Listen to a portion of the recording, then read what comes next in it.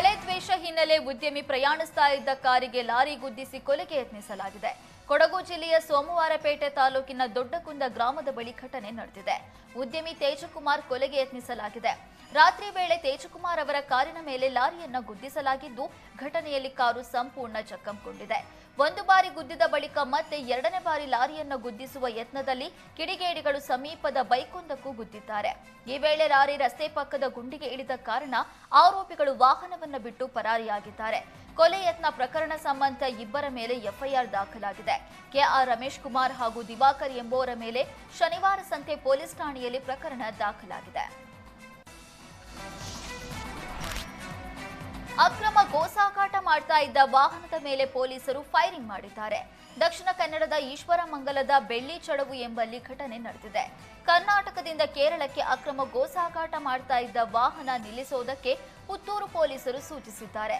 ಆದರೆ ಪೊಲೀಸರ ಮೇಲೆ ವಾಹನ ಚಲಾಯಿಸಿ ಎಸ್ಕೇಪ್ ಆಗೋದಕ್ಕೆ ಆರೋಪಿ ಅಬ್ದುಲ್ ಯತ್ನಿಸಿದ್ದಾನೆ. ಈ ವೇಳೆ ಸರಿಸುಮಾರು 10 ಕಿಲೋಮೀಟರ್ ವಾಹನ ಬೆನ್ನಟ್ಟಿದ ಪೊಲೀಸರು ಪ್ರಮುಖ ಆರೋಪಿ ಅಬ್ದುಲ್ಲಾ ಮೇಲೆ ಗುಂಡು ಹಾರಿಸಿದ್ದಾರೆ. ಗಾಯಗೊಂಡ ಆರೋಪಿಯನ್ನ ಪುತ್ತೂರು ಸರ್ಕಾರಿ ಆಸ್ಪತ್ರೆಗೆ ದಾಖಲಿಸಿ ಚಿಕಿತ್ಸೆ ನೀಡಿದ್ದಾರೆ. ದೀಪಾವಳಿಯಲ್ಲಿ ಪಟಾಕಿ ಸಿಡಿತದಿಂದ ಬೆಂಗಳೂರಿನಲ್ಲಿ 150ಕ್ಕೂ ಹೆಚ್ಚು ಜನರು ಗಾಯಗೊಂಡಿದ್ದಾರೆ. 150ಕ್ಕೂ ಅಧಿಕ ಜನರ ಕಣ್ಣಿಗೆ ಗಾಯವಾಗಿದ್ದು, ಮಿಂಟೋ ಆಸ್ಪತ್ರೆ ಹಾಗೂ ನಾರಾಯಣ ನೇತ್ರಾಲಯದಲ್ಲಿ ಚಿಕಿತ್ಸೆ ನೀಡಲಾಗ್ತಾ ಇದೆ.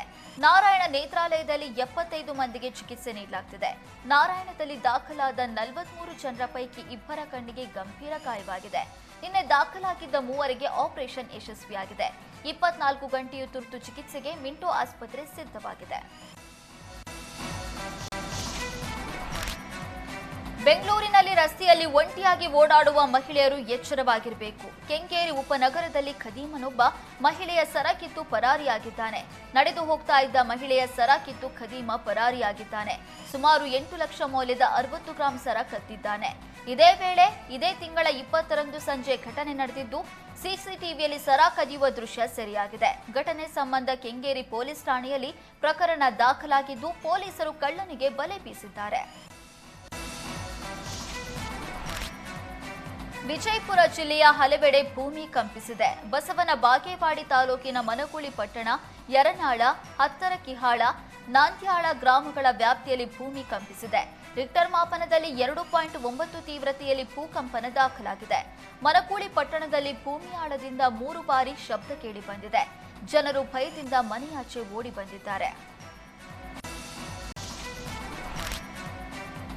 ಬಿಟ್ಟು ಬಿಡದೆ ಸುರಿತಾ ಇರುವ ಮಳೆಯಿಂದ ಮಂಡ್ಯದ ಹಲವೆಡೆ ಅವಾಂತರ ಸೃಷ್ಟಿಯಾಗಿದೆ. ಬಿರುಗಾಳಿ ಸಹಿತ ಮಳೆಗೆ ಮನೆಯ ಮೇಲ್ಛಾವಣಿ ಹಾರಿ ಹೋಗಿದೆ. ಕೆಆರ್ಪೇಟೆ ತಾಲೂಕಿನ ಹೆಗ್ಗಡಹಳ್ಳಿಯಲ್ಲಿ ಘಟನೆ ನಡೆದಿದೆ. ಶಿವಕುಮಾರ್ ಎಂಬುವರಿಗೆ ಸೇರಿದ ಮನೆಗೆ ಹಾನಿಯಾಗಿದ್ದು, ಸೂಕ್ತ ಪರಿಹಾರ ನೀಡುವಂತೆ ಕುಟುಂಬ ಮನವಿ ಮಾಡಿದೆ.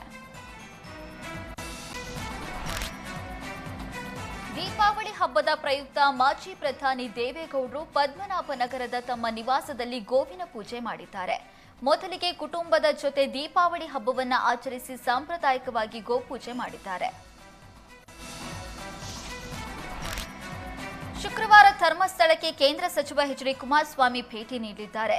ಧರ್ಮಸ್ಥಳದ ತಲೆಬುರುಡೆ ಪ್ರಕರಣ ಬೆಳಕಿಗೆ ಬಂದ ಬಳಿಕ ಇದೇ ಮೊದಲ ಬಾರಿಗೆ ಭೇಟಿ ನೀಡ್ತಾ ಇದ್ದಾರೆ. ಬಿಜೆಪಿ ನಿಯೋಗ, ಜೆಡಿಎಸ್ ನಿಯೋಗ ಭೇಟಿ ನೀಡಿತ್ತು. ಇದೀಗ ಕುಮಾರಸ್ವಾಮಿ ಧರ್ಮಸ್ಥಳಕ್ಕೆ ಭೇಟಿ ನೀಡಿ ವೀರೇಂದ್ರ ಹೆಗ್ಗಡೆ ಅವರನ್ನ ಭೇಟಿ ಮಾಡುವ ಸಾಧ್ಯತೆ ಇದೆ.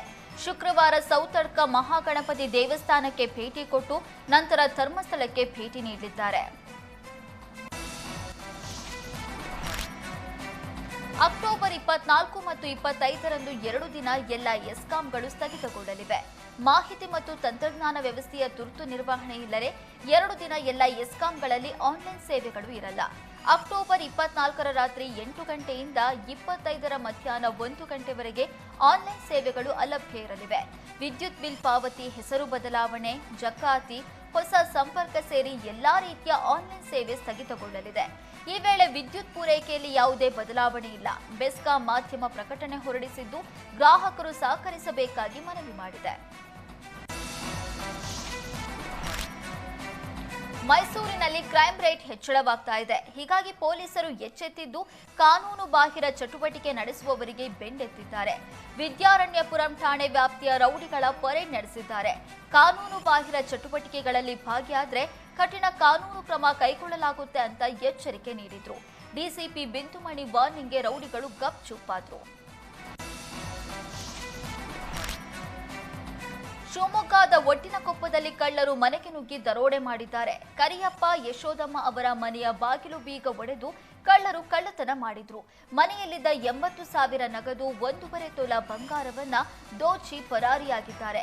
ದೀಪಾವಳಿ ಹಬ್ಬಕ್ಕೆ ಸಂಬಂಧಿಕರ ಮನೆಗೆ ತೆರಳಿದ್ರು. ಇದನ್ನೇ ಟಾರ್ಗೆಟ್ ಮಾಡಿದ್ದ ಕಳ್ಳರು ರಾತ್ರಿ ಹೊತ್ತು ಮನೆಗೆ ನುಗ್ಗಿ ದರೋಡೆ ಮಾಡಿದ್ದಾರೆ. ಘಟನಾ ಸ್ಥಳಕ್ಕೆ ತುಂಗಾನಗರ ಪೊಲೀಸರು ಭೇಟಿ ನೀಡಿ ಪರಿಶೀಲನೆ ನಡೆಸಿದ್ದಾರೆ.